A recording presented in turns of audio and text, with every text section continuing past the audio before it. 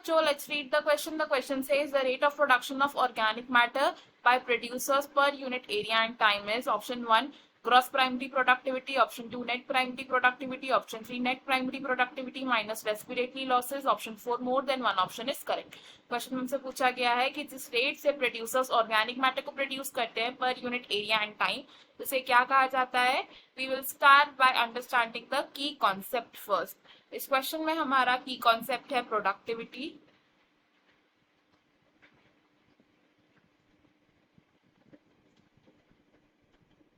Productivity को हम कैसे समझ सकते हैं, तो सबसे पहले अगर बात करें प्राइमरी प्रोडक्शन की, प्राइमरी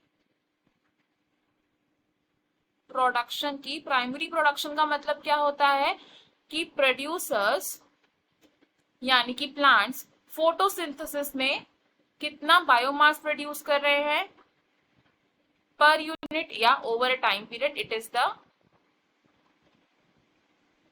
अमाउंट ऑफ बायोमास या फिर amount of organic matter produced by plants during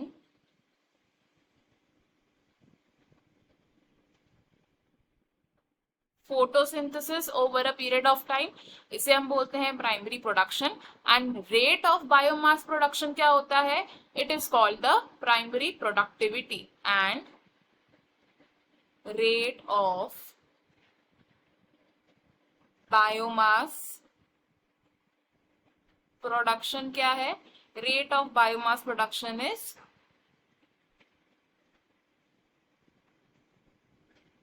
productivity. अब जो प्रोडक्टिविटी है ये दो तरीके की हो सकती है. इट कैन बी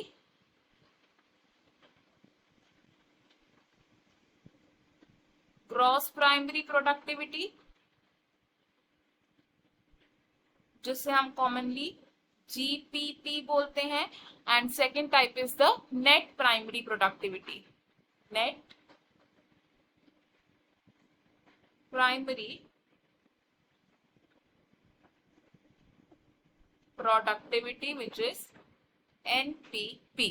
अब अगर हम इन दोनों को समझे तो ग्रॉस प्राइमरी प्रोडक्टिविटी क्या होता है, ग्रॉस प्राइमरी प्रोडक्टिविटी को हम डिस्क्राइब कर सकते हैं as the rate of production of organic matter during photosynthesis. It is the rate of production of organic matter during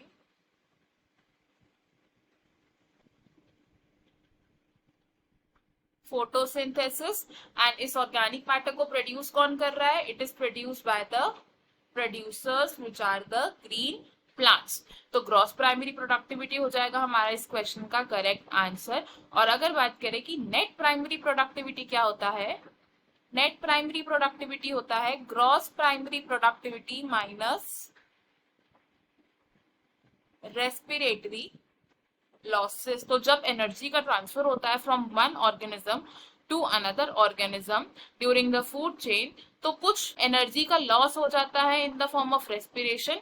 and अगर ग्रॉस प्राइमरी प्रोडक्टिविटी में से रेस्पिरेटरी लॉस को माइनस कर दे तो हमारे पास जो क्वांटिटी बचती है it is the net primary productivity. हमने यहाँ से क्या कंक्लूड किया कि ऑर्गेनिक मैटर जो प्रोड्यूसर्स फॉर्म करते हैं per unit area and time, it is option 1 gross primary productivity.